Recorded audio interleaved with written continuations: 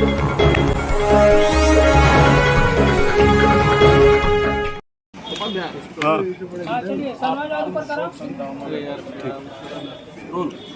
से भाई मुख्तार अंसारी जी लंबे अरसे तक हम लोग विधानसभा में साथी रहे हैं, कई बार के विधायक रहे। ठीक है ना। और एक समय था जब हम लोग पार्टी में भी साथ साथ थे, तो स्वाभाविक रूप से जिस तरीके से सरकारी तंत्र ने सारी नैतिकता बनाए ताक रखकर उनके साथ घटिया मानसिकता के साथ काम किया है, अत्यंत निंदनीय है। आज पूरे प्रदेश में सरकारी अराजकता का बोलबाला है। न्यायपालिका भी सरकारी अराजकता के सामने घुटना टेक चुकी है। जो काम न्यायपालिका को करना चाहिए, आज सरकारी तंत्र खुद सरकारी गुंडा तंत्र के बलबूते उस काम को अंजाम देने में लगी हुई है। हम अपराधी हैं या नहीं हैं, ये फैसला न्यायपालिका को करना होता है। न्यायपालिका दंड भी सुनिश्चित करती है किसे क्या दंड दिया जाना है, लेकिन आज न्यायपालिका को भी दरकिनार कर जिस तरीके से उत्तर प्रदेश की सरकार अराजकता के रास्ते पर आगे बढ़ रही है, कानून व्यवस्था पूरी तरीके से ध्वस्त हो चुकी है, कानून नाम की कोई चीज नहीं रह गई है। और मुख्तार अंसारी जी ने जिस तरीके से जेल में जहर देने का आरोप लगाया था, यहाँ तक कि माननीय सर्वोच्च न्यायालय में उनकी याचिका भी इस आशय की पड़ी हुई है। जहर दे करके मारने की साजिश का जो आरोप था, इस घटना से सच साबित हुआ कि सरकारी अराजकता लोगों की पकड़ में आ गई। एक और डॉक्टरों की टीम मुख्तार अंसारी जी को फिट बता करके अस्पताल से डिस्चार्ज कर रही है, जेल भेज रही है, और कुछ ही घंटे बाद दिल का दौरा पड़ना इस बात को साबित करता है कि वो अस्वस्थ थे, पूरी तरीके से अस्वस्थ थे, उनको अस्पताल में रहना चाहिए था। सरकारी तंत्र के दबाव में उनको फिट घोषित करके जबरियन जेल भेजा गया।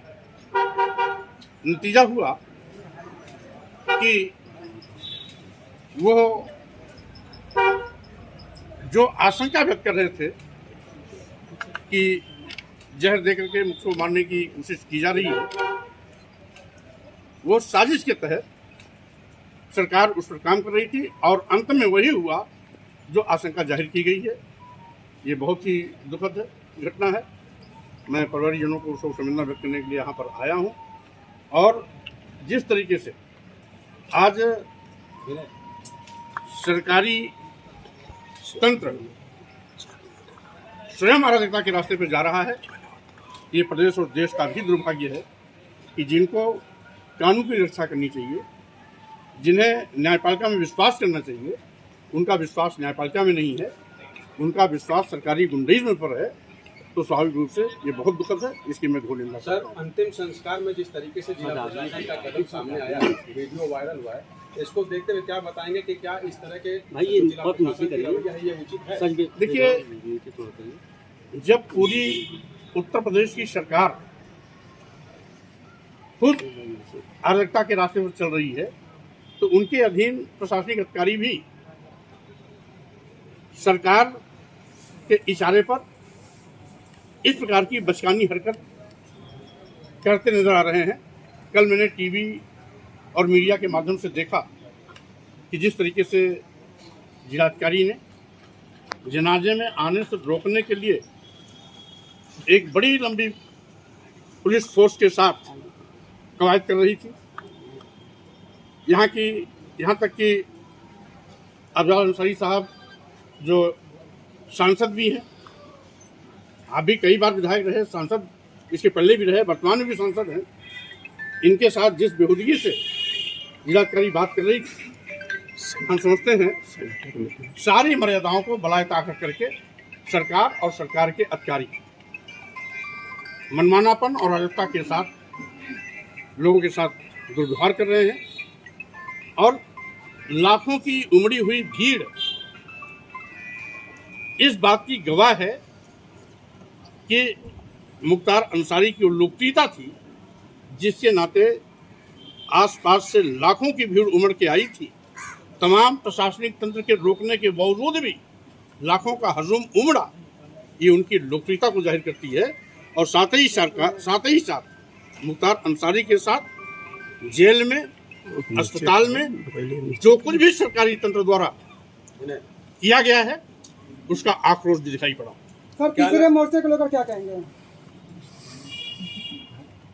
सर तीसरे मोर्चे की चर्चा चल रही है, आज पल्लवी पटेल ओवैसी उनकी पार्टी और साथ आ रहे हैं, तो आपके लिए भी सबकी निगाहें। देखिए, कुल मिलाकर के मैं शुरू से इस बात का पक्षधर रहा कि जिस तरीके से आज पूरे देश में अराजकता का माहौल है, देश का करोड़ों नौजवान बेरोजगारी का दंश झेल रहा है, महंगाई से आम जनता की कमर टूट चुकी है,